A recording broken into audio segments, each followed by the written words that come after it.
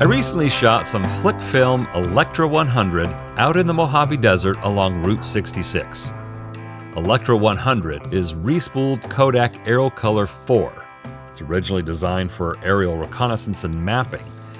It kind of looks like a cross between Kodak Portra 160 and Ektar 100. It's got strong contrast and somewhat muted colors. The greens and reds are pretty nice.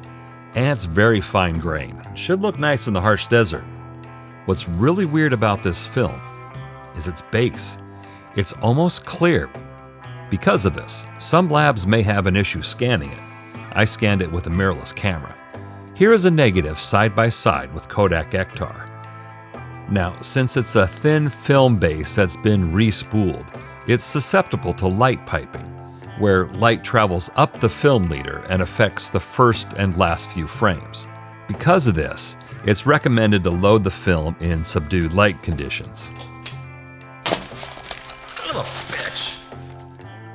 So I loaded up the film in my Nikon FM with a 50mm 1.4 and headed out to the desert.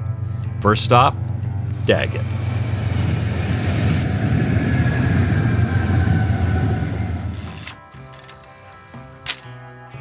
The yellow really pops on this old sign. Daggett was founded in 1883 after Southern Pacific Railroad established a station there.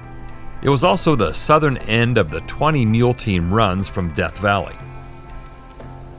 Next up, Newberry Springs.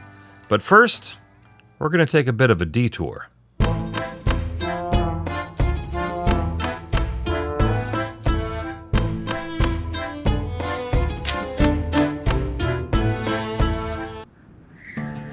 The sands of time can be a bitch.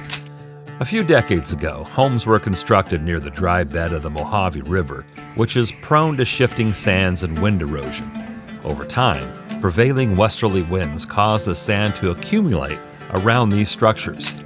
Homeowners built snow fences and cement walls, but there was just too dang much sand. Some homes, including two-story buildings, are now almost entirely submerged, with only chimneys and roof peaks visible above the dunes.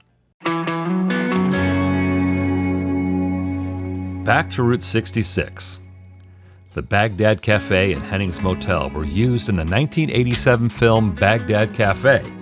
Before the film was produced, the cafe was known as the Sidewinder Café. Bagdad is actually a barren ghost town 50 miles east. A few years after the movie, the owners renamed it to Bagdad Café. Heading up the road, I stopped in Ludlow, slapped on the 24mm and snapped a few shots of this old general store. It was built in 1908 as Ludlow Mercantile.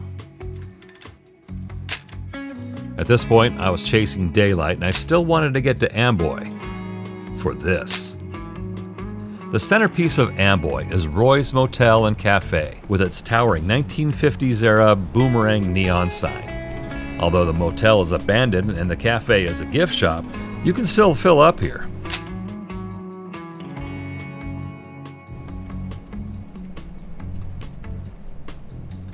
As the sun disappeared, I busted out the tripod for the last few shots on the roll. I metered them for f8 at 1/8 of a second. I got shot 34, 35, 36, even 37. But wait, my camera is still advancing the film. Shot 38, shot 39. I think the winder is busted. Let's try one more. I took the FM off the tripod to grab some vertical motion blur. Shot 40.